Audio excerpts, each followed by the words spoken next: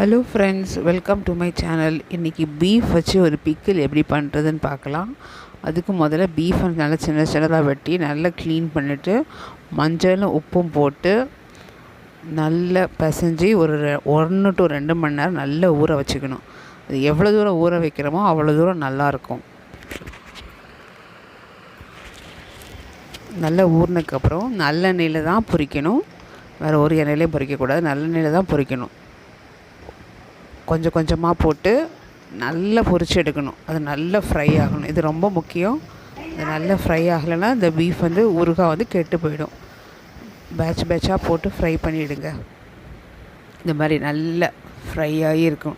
இது நீங்கள் இப்படியே கூட சாப்பிட்லாம். அது நல்ல டேஸ்ட்டாக இருக்கும். எங்கள் மைனி நாத்தனார் நல்லா பண்ணுவாங்க.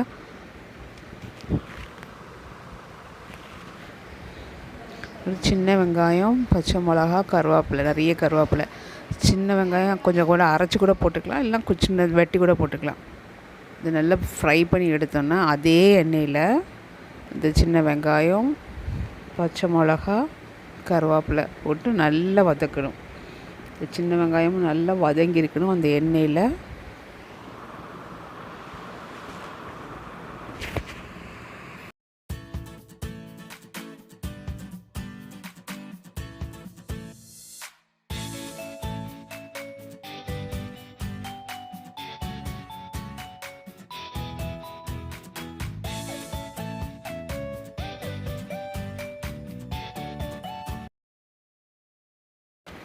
அப்புறம் இஞ்சி பூண்டு பேஸ்ட் நல்லா வதங்கினதுக்கப்புறம் இஞ்சி பூண்டு பேஸ்ட் அதில் போட்டு அதையும் நல்லா வதக்குங்க.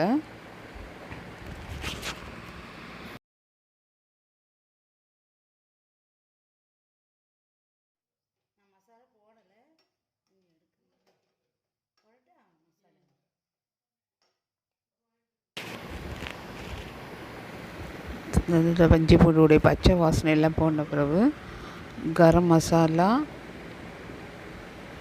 வத்தல் தூள், சிவப்பு வத்தல் தூள், பெப்பர் எல்லாம் போட்டு நல்லா மிக்ஸ் பண்ணணும்.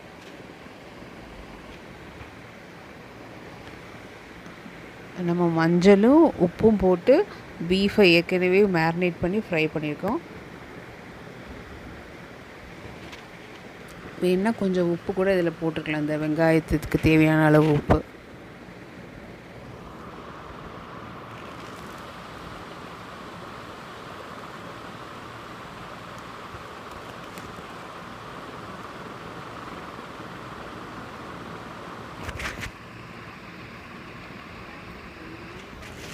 இது நல்லா வதங்கினதுக்கப்புறம் நம்ம ஃப்ரை பண்ணி வச்சுருக்கிற அந்த பீஃபை இந்த இதில் போடணும்.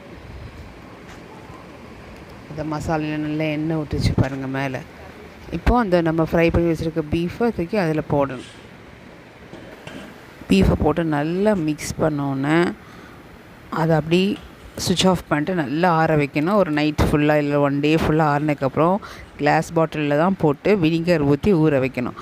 அந்த வினிகர் அந்த பீஃபு கொஞ்சம் மேலே வரைக்கும் இருந்தால் கூட நல்லது. அது வினிகரில் நல்லா ஊறி ஒரு 1 week to 10 daysக்கு அப்புறம் நீங்கள் அதை எடுத்து சாப்பிட்லாம். இதை ஃப்ரிட்ஜில் வச்சு யூஸ் பண்ணுங்கள்.